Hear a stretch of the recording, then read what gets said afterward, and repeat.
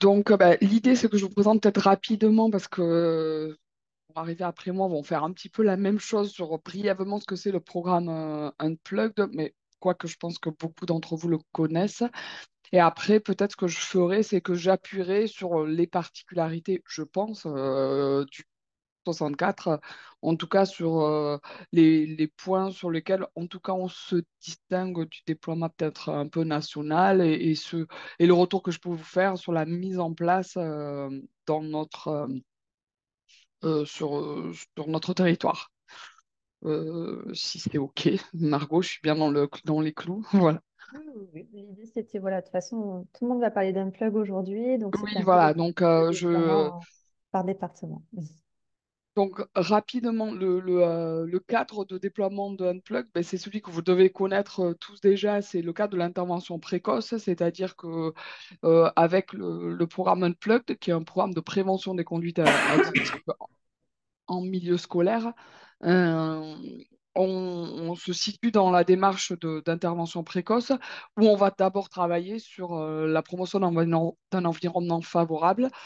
Et le programme Unplug, pour nous, c'est d'abord ça, puisqu'on on va s'adresser non seulement à l'équipe qui va animer le programme, mais aussi à toute l'équipe éducative qui gravite autour de ce programme, et aux parents, et en fait à toute la communauté des professionnels, mais aussi des accompagnements éducatifs qui gravitent autour. Euh, et après, oui, c'est une occasion aussi de repérage de jeunes qui seront en difficulté. Voilà, donc on se situe quand même dans dans cette logique. Donc, juste pour rappel, le programme Unplug, c'est un programme de prévention en milieu scolaire qui met particulièrement l'accent sur l'alcool, tabac, cannabis, mais aussi il y a une séance écran. C'est un programme qui s'adresse aux jeunes de 11 à 14 ans et qui cible plus particulièrement les classes de 6e, 5e, là où on sera plus efficace. Voilà, c'est la stratégie d'intervention, c'est fondé sur le développement des compétences psychosociales. Bon, ça, je vais peut-être pas y revenir, sauf s'il y avait été question particulière là-dessus.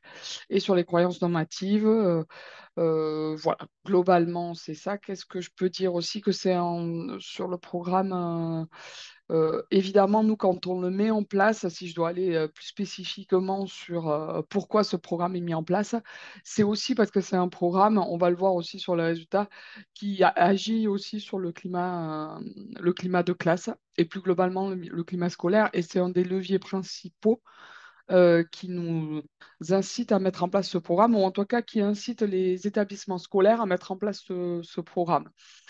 Euh, Au-delà d'un programme de prévention, c'est aussi et beaucoup, puisque c'est un programme qui développe les compétences psychosociales, c'est un programme de promotion globale de la santé du jeune. Et c'est aussi pour ça qu'il est déployé, parce que c'est un programme très structuré qui répond à cette thématique-là. Euh, Bon, alors ça, je vous avais mis ça, mais je suis pas trop sûre. Voilà, ça, c'est les compétences psychosociales qui sont là référencées dans le nouveau référentiel qui vient de sortir de Santé publique France, enfin, il y a un an, enfin 2 ans, avec toutes les compétences qui sont déployées aussi dans le programme 1 de plus. Et c'est aussi ce levier-là, donc ce que je disais, et la particularité, en tout cas ce que je peux partager avec vous. Euh, c'est vraiment ces compétences-là. C'est pour ce programme, il est essentiellement pour ça qu'il est développé et qu'il est choisi par les établissements scolaires. Euh, je ne vais pas aller plus, à moins qu'il y ait des questions là-dessus, mais je ne pense pas que je vais aller plus loin là-dessus.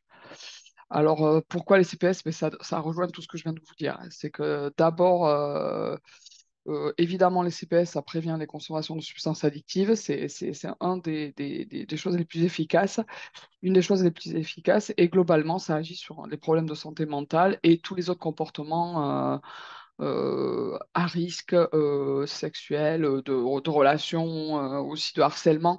En tout cas, j'en reviens aussi pour les. On a fait il n'y a pas longtemps une réunion avec tous les personnels de direction des établissements scolaires, des collèges et des lycées. On a fait un travail de sensibilisation aux compétences psychosociales. Et Et en fait, ce qui est vraiment l'atout du programme Unplugged, c'est vraiment sa construction. Alors là, j'ai pas mis de diapo là-dessus, mais pour nous, c'est une vraie aide. C'est-à-dire, si vous regardez le référentiel de déploiement des compétences psychosociales chez les jeunes qui est sorti qui est issu de Santé publique France, vous avez un référentiel des facteurs communs à l'efficacité des compétences psychosociales. Et si on regarde la structuration du programme Unplugged, il est vraiment structuré typiquement pour répondre aux critères d'efficacité. Donc ça reste un atout majeur dans la promotion globale de la santé. Avoir ce programme-là qui est sur les conduites addictives au départ, il reste un atout pour globalement le développement de la santé du jeune. Donc, vous avez sur la structuration du programme, on va y venir si on regarde comment il est structuré. Vous avez d'une part, en tout cas nous, comment on le fait sur les Pyrénées-Atlantiques, sûrement ça doit être proche aussi pour les autres départements. C'est un programme qui est formalisé, structuré. Si on regarde les facteurs communs d'efficacité des compétences psychosociales, eh bien, on voit que le facteur principal de l'efficacité des compétences psychosociales, ça va être une intervention CPS qui est structurée et focalisée. Donc structurée, ben, c'est ce qu'on retrouve là et que vous voyez ici.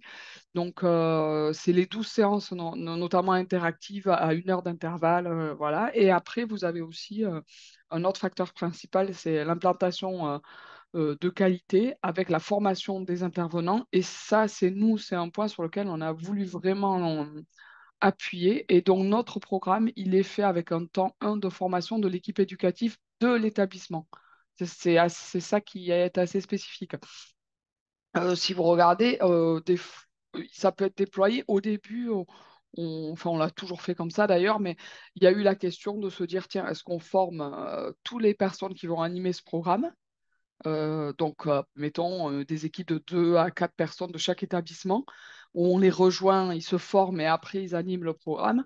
Nous, on a décidé de vraiment spécifiquement former l'ensemble de l'équipe éducative, au moins des volontaires. Alors, il y a même des établissements qui ont choisi de le mettre de manière à toucher toute l'équipe de manière entre guillemets obligatoire.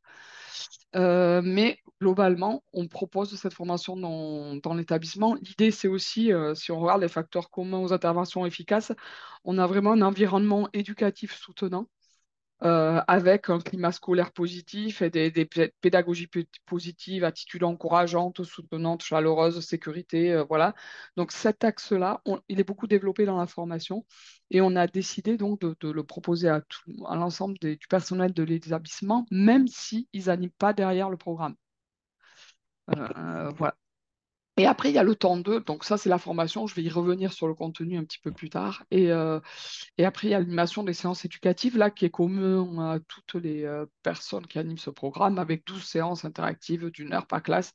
Donc nous, souvent, c'est fait aussi sur le souffle 64, avec, c'est une co-animation dégressive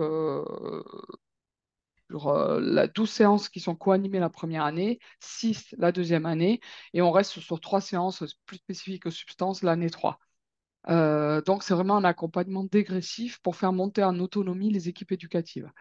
Donc, normalement, c'est une personne de l'établissement avec un animateur du souffle. Il se trouve souvent que dans les faits, ce qui est beaucoup fait, c'est qu'il y a 2 personnes de l'établissement scolaire qui animent, plus un animateur du souffle 64.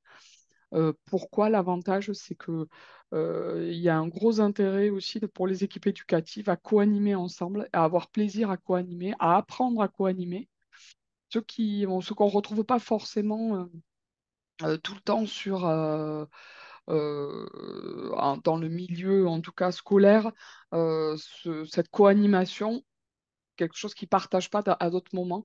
Et donc là, il y a vraiment ce partage et d'expérience et d'animation qui est plébiscité. Donc souvent, on a 2 animateurs de l'établissement plus un animateur du 64. Voilà, alors ça, peut-être les autres auront le programme. C'est un programme qui a été évalué, puisqu'il a été évalué par des études européennes, et puis en France récemment à Orléans, par l'organisme, par l'Apléade qui l'a mis en œuvre et Santé publique France qui l'a évalué. Donc les effets, peut-être ça, vous les connaissez sûrement, des effets bénéfiques sur les expérimentations de tabac, cannabis, épisodes d'ivresse et croyances normatives. Et aussi, et c'est pour ça que je vous disais, c'est vraiment pour ça aussi qu'il est mis en place sur le climat de classe et avec un effet plus important sur les établissements qui viennent de zones défavorisées. Donc, ce qui en fait un programme qui réduit les inégalités sociales de santé. Donc ça, je vais un peu vite, peut-être que les autres, les autres personnes qui vont présenter après moi voudront en dire plus. Voilà, donc nous, la spécificité, si on peut dire, de notre programme sur les Pyrénées-Atlantiques, c'est vraiment de mettre l'accent sur ces 2 jours de formation consécutive. Donc, c'est le préalable à la mise en place du programme dans l'établissement. On passe par là et on ne fait pas autrement, pratiquement. Par contre, ce qu'on fait, c'est que pour des établissements qui mettent déjà en place le programme Tu vas et bien? qui... il y a une question. Non, mais Ah, d'accord. Je pensais que bon. c'était une question. Ouais, c'est bon, vas-y, Ok. vas-y. Et donc, pour ceux qui mettent en place déjà le programme, qui ont déjà mis en place, on a déjà fait une formation dans l'établissement, mais il y a de nouveaux enseignants qui veulent mettre en place le programme, on les intègre dans les formations des autres établissements, histoire de ne pas les laisser quand même sur le côté. Donc, il y a toujours des nouvelles personnes qui peuvent être formées chaque année. Voilà. Donc, les 2 jours de formation, on insiste pour qu'ils soient faits sur 2 jours d'affilée. On insiste aussi pour que tout le monde y participe du premier au dernier jour. Et on s'adresse à toute l'équipe éducative, que ce soit les enseignants, la vie scolaire, le pôle santé sociale et la direction. Et j'insiste sur ce point et on a beaucoup, on fait vraiment en sorte que la direction y participe parce que l'idée, c'est vraiment d'avoir une culture commune sur les compétences psychosociales, sur la posture éducative qui est nécessaire pour animer ce programme. Et c'est autant de choses qu'on peut retrouver aussi après dans les pratiques pédagogiques. Donc, on veut vraiment que la direction y participe le plus possible. Pas toujours, toujours possible, mais voilà.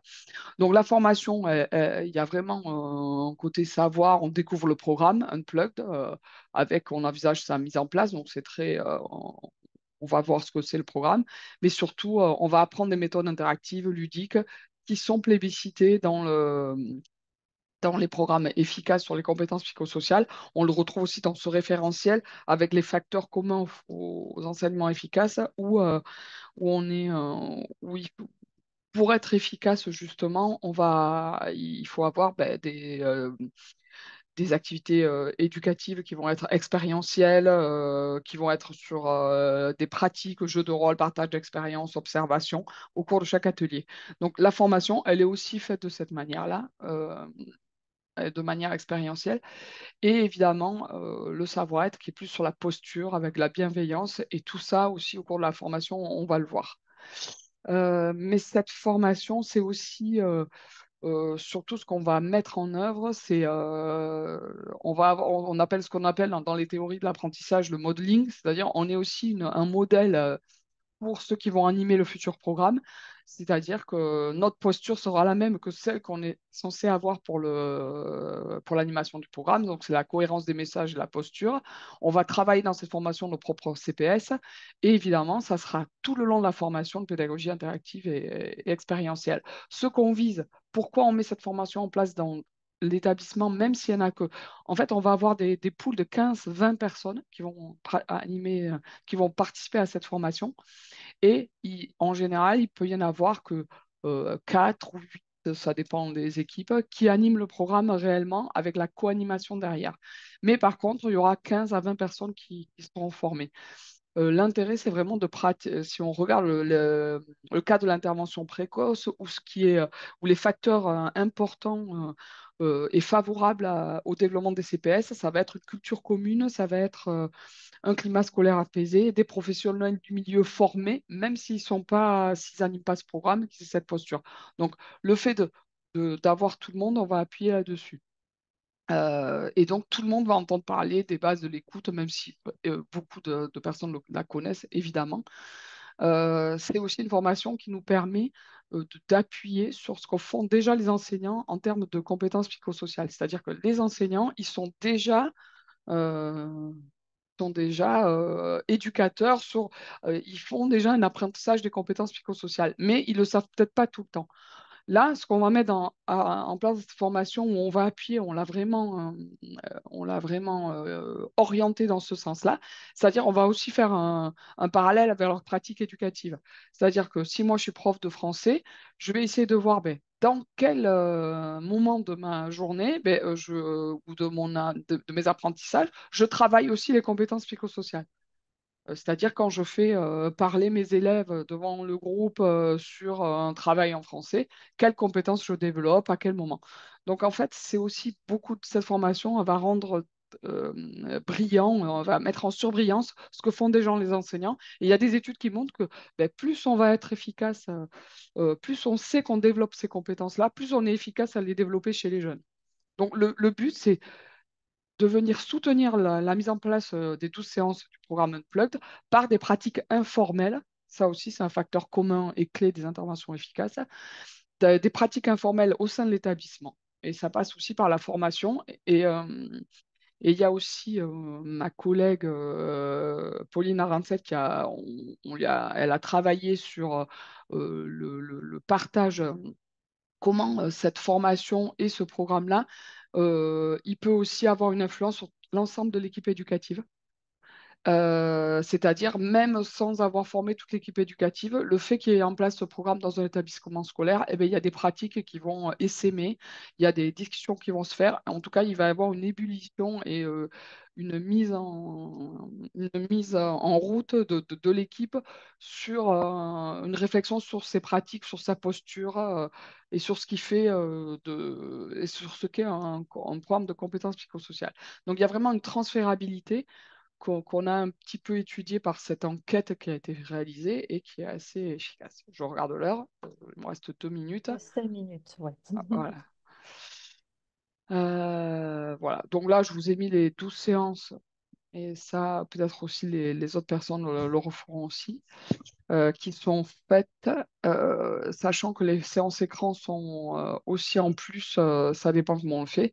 Et là, j'ai rajouté en le témoignage d'une proviseure adjoint, et c'est celui qu'on a retrouvé où j'ai assisté il n'y a pas longtemps à une formation des personnels de direction.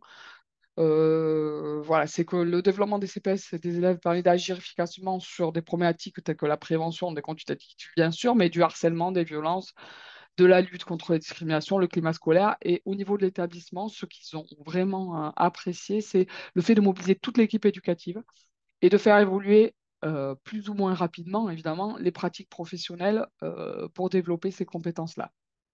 Voilà, et ça a été aussi, ça a été la cerise sur le gâteau. Cette formation, en plus, elle apporte des choses sur la cohésion des équipes éducatives et, euh, et, euh, et surtout sur l'amélioration des relations entre enseignants et élèves. Sachant que nous aussi, et ça, je ne l'ai pas mis dans le diaporama, mais bon, euh, on met en place aussi des soirées parents. Il y en a deux.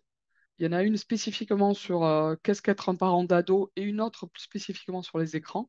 On les anime de la même manière, de manière interactive, et il y a vraiment une spécificité, quelque chose qui marche très très bien sur les établissements scolaires, c'est que ceux qui animent le programme, c'est-à-dire l'équipe éducative qui anime le programme, vient et assiste avec les parents à ces séances parents.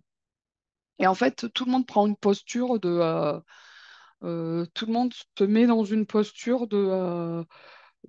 d'accompagnant de l'élève avec une horizontalité et qui fait on peut avoir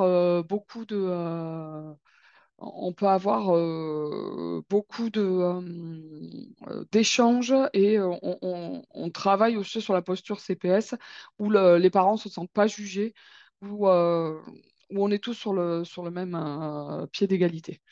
Voilà. Et ça marche plutôt très bien, même si tous les parents ne viennent pas. Donc ça, c'est de la spécificité. Donc après, j'ai mis juste les endroits où on travaillait. Donc sur le 64, ça, c'est pour 2023. Je ne sais pas si ça vous aide beaucoup. Voilà. Et, euh, et grosso modo, chaque année, on a à peu près 132 séances co-animées. Ça, c'était pour 2023. On voit 31 classes, on a 750 élèves et on a formé jusque-là, on a 41 co-animateurs. Ça, c'est les personnes qui co-animent le programme dans des équipes éducatives. Et ça aussi, oui, là où on doit encore peut-être faire un petit peu de progrès, nous, on a beaucoup de préparation des séances, mais ce qui reste à faire beaucoup, c'est de vraiment formaliser ces temps de préparation avec les équipes éducatives pour le rendre plus opérationnel. Voilà. Aussi, cette année, on va faire une fois tous les 2 ans des journées booster où on va regrouper toutes les équipes éducatives qui animent le programme pour essayer aussi de les fédérer et de faire un réseau aussi de partage d'expérience. Et il y a eu quand même 20 participants où on a eu plusieurs établissements scolaires qui sont venus et pour faire réactiver des savoirs sur l'animation du programme et aussi pour mettre en place, pour pouvoir, comment dire, régler des problèmes qui sont apparus au cours des séances. Voilà. Donc ces journées booster, elles ont ces deux rôles et d'apporter des connaissances supplémentaires chaque année. Donc ça, on va le faire une fois tous les 2 ans. Et à mon avis, c'est aussi important pour garder la motivation des équipes, pour qu'elles puissent aussi se sentir appartenir à un groupe, trouver des collègues ou des personnes ressources aussi pour développer mieux le programme. Ok. Donc, on va explorer enfin, un autre versant d'Unplugged. Merci Nathalie d'avoir présenté toute la nature, le contenu de ce qu'est Unplugged et de son contenu pédagogique et éducatif. Nous, on fait un retour d'expérience de 5 années de déploiement sur le Sud-Gironde, donc avec Addiction France, donc représenté sur vos petits écrans par Marie-Élise et Marie. De notre côté, à Bordeaux, au PIEA, donc Pôle Inter-Établissement d'addictologie, je suis avec Monique Neves, éducatrice spécialisée. Et nous représentons, parce qu'il l'a bien voulu, François Richard du CUID, mais qui est malade aujourd'hui et qui ne peut pas participer. Donc, on a déployé un plug sur le sud Gironde à 3 XAPA, les 3 XAPA de Gironde. Et on va vous faire cette présentation, ce retour d'expérience de ce déploiement d'Unplugged sur 5 ans, avec des années assez inégales, mais par des actualités dont vous vous souviendrez, notamment au démarrage, notamment entre 2019 et 2021. Donc, je vous présente un petit peu la gouvernance, entre guillemets, hein, du déploiement sur la Gironde. Il y a un comité de pilotage départemental avec les 3 XAPA que je viens de citer. La direction des services départementaux de l'éducation nationale avec une infirmière qui représente la DSDEN. La fédération Addiction qui anime ce comité de pilotage et l'ARS Nouvelle-Aquitaine et le département Gironde. Alors, je laisse la parole du coup à Marie-Élise pour présenter le XAPA. Brièvement, on présente les 3 structures et après on viendra au fait le XAPA Addiction France, pardon. Bonjour, je vais faire effectivement assez rapide pour qu'on puisse passer sur ce qui intéresse tout le monde. Donc, juste vous dire qu'Association Addiction France, c'est une association donc, qui est représentée au niveau régional pour nous, avec 9 XAPA, un CARUD et un établissement de prévention-formation. Donc, le Unplugged en Gironde est déployé au titre de l'établissement de prévention-formation.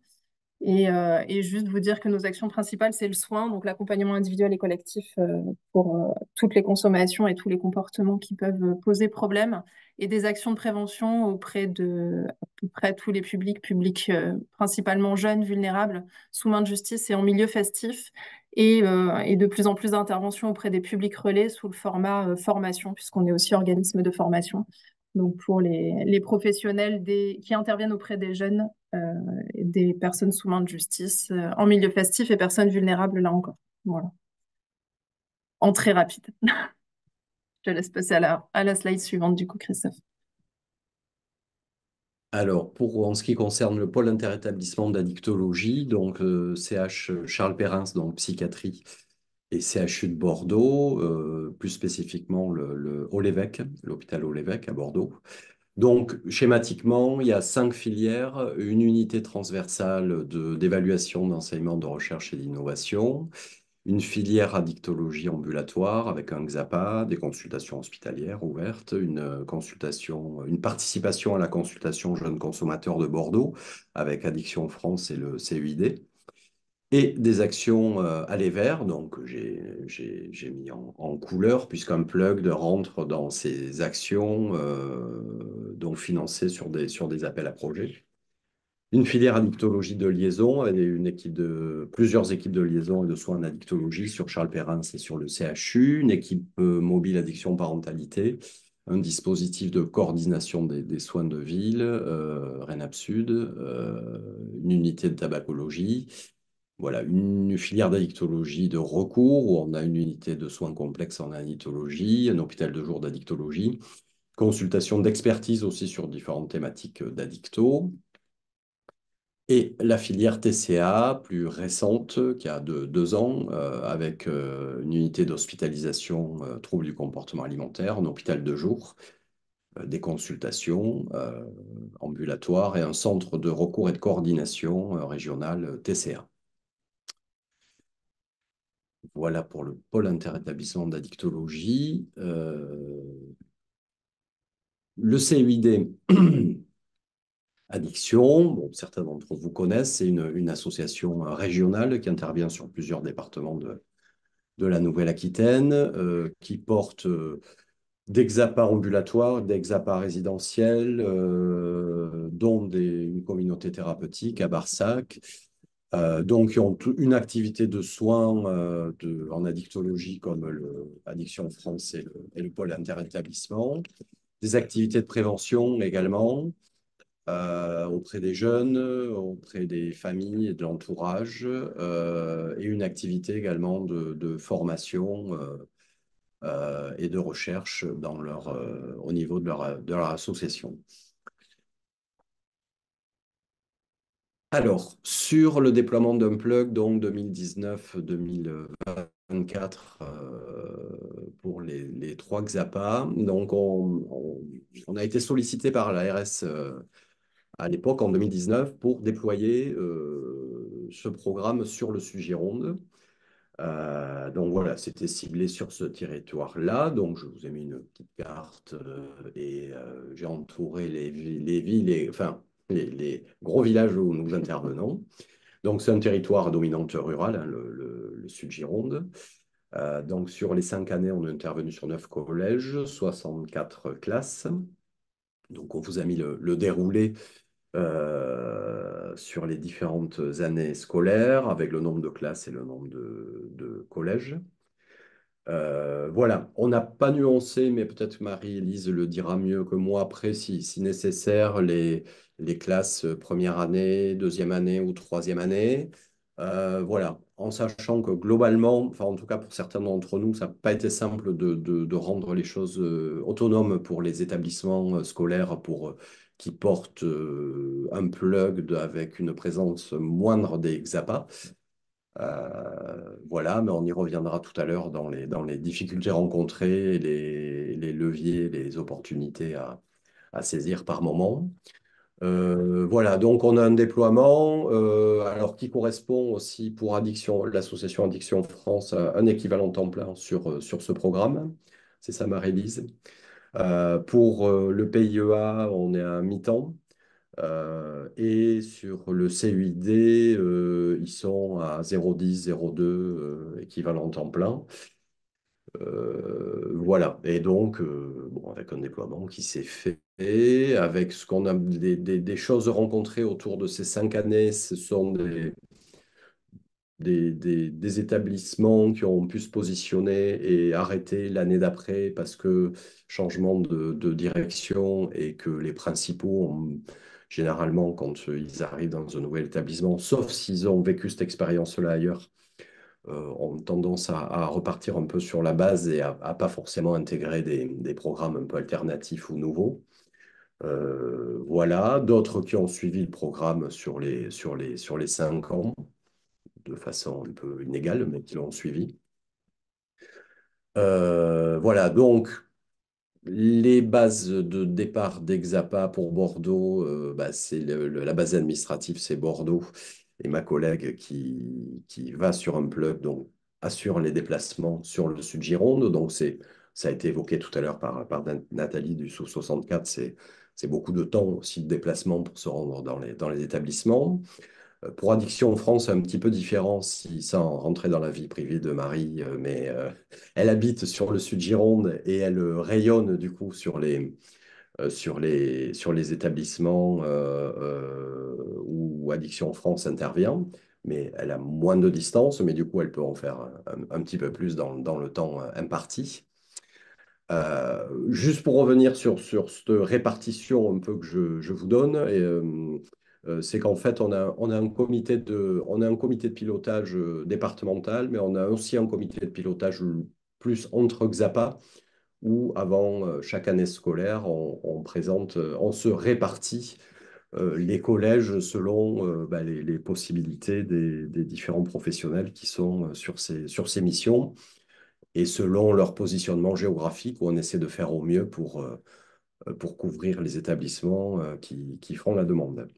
Voilà. Actuellement, on ne répond pas à toutes les demandes parce qu'en termes d'équivalent temps plein, c'est pas possible. Voilà. Et on travaille à essayer d'augmenter le temps ou à s'organiser un petit peu différemment, mais c'est un travail qu'on mène avec le comité de pilotage départemental et avec l'ARS notamment en fonction des moyens dédiés pour ce programme. On passe aux difficultés, aux leviers. Je passe la main à Marie-Élise et à Marie pour cette partie-là. Merci Christophe. Donc effectivement, alors ça fait un peu liste à l'après-vert là quand on voit la slide comme ça. L'idée était plutôt de faire un tour des difficultés qu'on a pu rencontrer avec ces 5 années d'expérience et que pour les personnes qui voudraient mettre en œuvre Unplugged, que ça puisse être aussi un peu une checklist de ce à quoi il faut faire attention, avoir une petite alerte en tête quand on souhaite mettre en place. C'est ce qui a pu nous mettre en difficulté pendant ces 5 années. Alors, hors période sanitaire, qui aurait été la plus grosse difficulté, période Covid évidemment, mais bon, voilà, ça, on n'aura pas la main là-dessus. Marie, n'hésite pas à compléter hein, en fonction de ce que je dis. Donc, les difficultés qu'on a relevées, c'est le temps de formation et d'intervention Unplugged des personnels de l'éducation nationale qui n'est pas pris en charge sur leur temps de travail. Voilà, c'est quelque chose qu'il faut avoir en tête quand on présente Unplugged dans les établissements, c'est le fait que pour les enseignants, c'est un temps en plus de leur temps financé de manière classique. Voilà, donc ça, c'est forcément une difficulté pour eux. Le turnover des enseignants, évidemment, quand un enseignant a été formé Unplugged, qui commence à déployer le programme, comme Nathalie a pu le présenter tout à l'heure en année 1, par exemple, et puis qu'il est muté ailleurs en année 2, faut recommencer. Une difficulté lorsque le projet est porté en interne par une seule personne qui s'en va, ce qui est le cas notamment dans certains établissements où on pouvait avoir une infirmière scolaire qui amène le projet dans l'établissement, qui y croit beaucoup, qui le porte, et cette infirmière qui peut être elle aussi mutée, et donc il n'y a pas forcément quelqu'un qui se saisit de nouveau du programme pour le porter à sa place. L'autonomisation qui est compliquée. Donc, quand on parle d'autonomisation, c'est le fait que, en théorie, on est là pendant une année, donc pour 12 séances. La deuxième année, 6 séances, donc moitié moins. Et la troisième année et les suivantes, nous ne sommes là plus que 3 fois, donc pour les séances addicto uniquement.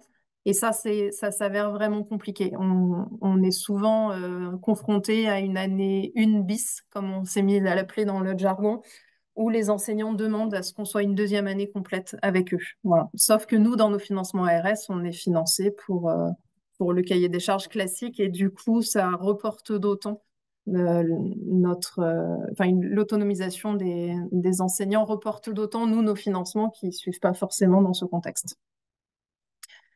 Une difficulté au niveau du personnel éducatif, puisque comme Nathalie l'a présenté tout à l'heure, c'est pas forcément que les enseignants qui sont formés, c'est tout le personnel éducatif qui peut être formé.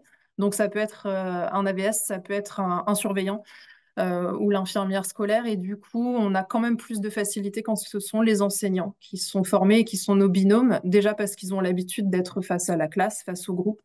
Et ça peut être un peu plus compliqué quand c'est des personnes qui sont moins habituées au collectif ou qui restent moins longtemps aussi dans l'établissement, puisque quand c'est un AED, donc un surveillant, il n'est pas forcément amené à être là pendant plusieurs années.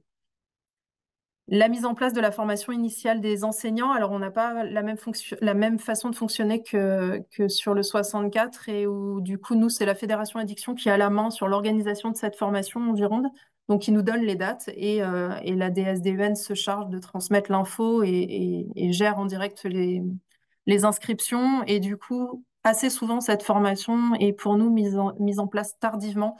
C'est-à-dire qu'elle peut être mise en place en novembre ou décembre. Et du coup, voilà, ce qu'on relève, c'est que la temporalité n'est pas toujours adaptée face à la réalité du déploiement, puisque si l'enseignant est formé en novembre-décembre, ça veut dire qu'on commencera le programme qu'en janvier. Et du coup, si on est sur des classes qui fonctionnent en semaine 1, semaine 2, par exemple, et ben on est sûr qu'on en a jusqu'au fin juin. Et s'il y a une grève ou une maladie ou une sortie scolaire, ça devient compliqué de terminer le programme. Une autre difficulté niveau éducation nationale, c'est que le temps de préparation et de bilan est rarement pris en compte dans les emplois du temps des enseignants. C'est-à-dire que sur le déploiement d'Unplugged, on a donc une séance à peu près toutes les semaines et il faut qu'on compte un temps de préparation avant cette séance. Donc, on fait en binôme ou trinôme pour les fois où il y a 2 enseignants. 1 heure avant et 1 heure après pour le bilan de la séance. C'est des temps qui sont très importants, mais qui ne sont pas pris en compte dans les emplois du temps quand ils sont faits. Il y a juste l'heure d'unplugged et puis l'enseignant vit sa vie d'enseignant avec ses autres classes avant et après la séance. Et du coup, ça nous complique un peu la vie, bien évidemment. Voilà, ça c'était pour la partie difficulté d'éducation nationale ou plutôt chose à prendre en compte quand on met en place Unplugged. Pour la partie plutôt préventeur, donc ça pas pour nous. Le turnover interne chez nous, bien évidemment. Il n'y a pas qu'à l'éducation nationale qu'il y a du turnover. Donc, nous aussi, quand on forme des chargés de prévention et puis qui partent vivre une autre vie ailleurs, ça devient un peu compliqué. Les subventions ARS, donc l'ARS qui nous finance Unplugged via le FLCA, qui sont les mêmes depuis le début du projet, donc depuis 2019 pour nous. Et puis, comme vous le savez tous, en 5 ans, l'inflation s'est bien fait ressentir, notamment pour les frais de transport, les coûts de structure, etc., ce qui fait que ça devient plus compliqué financièrement. Les temps de trajet qui ne sont pas pris en compte également dans le calcul financier de ce financement-là. On est en heure de face à face avec les enseignants et avec les élèves, mais comme le disait Christophe tout à l'heure, quand le préventeur vient de Bordeaux, pour aller au fin fond du Sud-Gironde, il faut 1 heure, voire 1 heure et demie. Donc, ça fait 3 heures de route sur le temps de travail qui ne sont pas forcément pris en compte. Petite alerte aussi pour penser lors de la mise en place d'Unplugged au temps nécessaire pour l'implantation. Voilà, enfin, le fait d'aller présenter Unplugged aux partenaires, donc dans les établissements, le fait de le mettre en place, de passer du temps avec un CPE, avec une direction adjointe ou une direction, ça prend vraiment beaucoup de temps, des fois plusieurs mois, et là encore, ça retarde le démarrage du programme.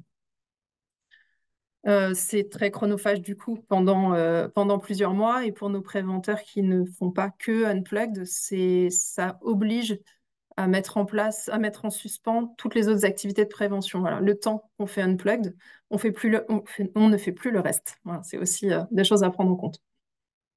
En fonction du vécu des chargés de prévention, ça peut générer de la répétitivité, puisqu'Unplugged a un cahier des charges quand même assez figé. Alors, ce qui peut être très facilitant parce que du coup, il nous arrive comme une valise clé en main. Mais il faut penser aussi que ça peut, un chargé de prévention qui mènerait 5 programmes, par exemple, dans la semaine, ça fait de la répétition et c'est pas forcément le plus agréable en fonction de la volonté des chargés de prévention. Ça laisse peu de place à la créativité dans le contenu des séances, c'est ça aussi. La flexibilité de l'emploi des chargés de prévention, puisqu'on doit s'adapter au rythme de l'éducation nationale, ce qui n'est pas forcément simple, puisqu'on est sur une activité en gros plus entre décembre et mai-juin pour le déploiement des programmes Unplugged. Et comme je disais tout à l'heure, les autres actions de prévention auprès des autres publics sont mises en suspens. Donc ça oblige une adaptabilité et une flexibilité de cet emploi du temps. L'éloignement géographique, on en a parlé tout à l'heure. Et petite alerte aussi pour les personnes qui voudraient le mettre en place derrière avec des créneaux horaires qui ne sont pas adaptés. Marie notamment les a testés. Et faire une séance unplug le lundi matin à 8 heures, c'est plutôt compliqué, ou le vendredi à 16 heures quand les élèves pensent plutôt à partir en week-end. Voilà, dans les conseils qu'on peut donner, ces deux créneaux-là seraient plutôt à éviter. Des leviers, quand même, on en a trouvé aussi en 5 ans, hein, à force d'expérience. Donc là, ce serait plutôt sous la forme de conseils pour une mise en place unplugged, une implication dès le début de l'implantation du projet de toutes les parties prenantes. Vraiment, donc on a eu la chance que ça puisse se faire comme ça en Gironde, mais je l'ai déployé sur d'autres départements sur lesquels ça a pu être des fois un peu plus compliqué. C'est important qu'il y ait l'ARS, la DSDEN, les collèges, les CLS, enfin, tous ceux qu'on peut en tant qu'instance décisionnaire et financeur dès le début. Qu'il y ait également une présentation très précise du projet aux établissements. L'année scolaire précédente, quand on souhaite le mettre en place, par exemple l'année scolaire 2024-2025, et ben qu'on puisse là, en ce moment, en fait, aller rencontrer les établissements et leur faire une présentation la plus précise possible pour qu'ils n'aient pas de surprise une fois qu'ils le mettent en place avec nous. Parce que là encore, ils vont penser séance unplugged, donc les 12 séances plus la séance par an. Et si on n'insiste pas suffisamment sur le temps de préparation que ça nécessite et le temps de bilan que ça nécessite, ça peut mettre en difficulté au moment du déploiement du programme. Dans les précos, on a le fait que si c'est possible, dans le meilleur des mondes, on puisse avoir un chargé de prévention du territoire pour limiter les temps de trajet et la fatigue, bien évidemment. Le regroupement de classes pour les séances par an. Marie prendra la parole après ma présentation pour pouvoir nous parler des séances par an, puisque j'ai vu tout à l'heure que ça intéressait, et c'est vrai que l'expérience qu'on a pu en avoir depuis quelques années est très intéressante. Le portage par un membre de l'éducation nationale impliqué sur le territoire, ou bien la DSDEN, comme on peut le faire en Gironde, que ce soit la DSDEN qui soit la première porteuse de parole auprès de l'établissement avant nous-mêmes. La flexibilité de l'emploi du temps des chargés de prévention, j'en ai parlé un petit peu tout à l'heure, mais par exemple, Marie arrive à faire des temps de préparation et de bilan des séances pendant la pause déjeuner. C'est de l'adaptabilité, hein, mais ça marche plutôt bien puisque c'est du temps qui est assez disponible quand même pour les enseignants. L'anticipation plus, je l'ai dit tout à l'heure. La formation de plusieurs professionnels d'une même équipe pour créer une dynamique d'établissement. C'est ce que Nathalie disait tout à l'heure, hein, le fait qu'il y ait vraiment une pluriprofessionnalité et un portage collectif dans chaque établissement. On préconise aussi, mais c'est aussi dans les précos de la Fédération Addiction, que ce soit tout un niveau de classe qui bénéficie d'Unplug. Donc, s'il y a 4 classes de 5e, que les 4 classes de 5e puissent en bénéficier. Les 5e restent le niveau le plus adapté. Marie a pu le tenter en classe SECPA aussi et nous confirme que ça fonctionne très bien. C'est des élèves qui sont vulnérables, on le sait, et Unplugged alors nécessite un peu d'adaptation par rapport aux séances et à la façon dont elles sont écrites, notamment en faisant des séances un petit peu plus longues que les 50 minutes initiales, mais ça fonctionne bien.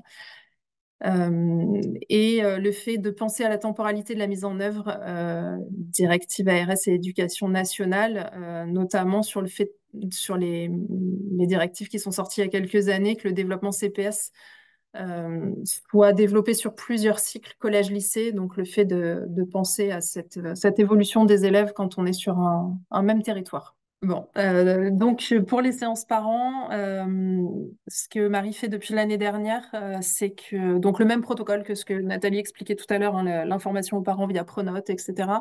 Et ensuite, c'est un regroupement des parents de tout le niveau de classe de 5e. Donc quand il y a 4 classes de 5e, c'est le regroupement de tous les parents, ce qui permet de s'assurer d'avoir quand même suffisamment de parents pour faire une séance suffisamment intéressante parce que bon, on le sait, hein, les parents sont pas forcément toujours motivés pour venir sur des temps au sein d'un collège. Donc là, Marie les regroupe et fait de l'interactivité, voilà, avec les élèves qui sont présents aussi. Donc avec des moments plutôt ludiques et créatifs, parents, enfants, et en co-animation avec un des personnels ou 2 des personnels de l'éducation nationale qui ont animé les séances Unplugged eux aussi. Voilà. La dominante, la thématique dominante, c'est vraiment les écrans. C'est quand même assez récurrent. Voilà, c'est la demande et c'est ce qui ressort aussi de chaque séance. Mais donc un vif succès en les regroupant. Voilà. Initialement, on essayait de faire par classe, mais ça fonctionne beaucoup mieux par collège. J'espère que j'ai pas oublié des infos, Marie.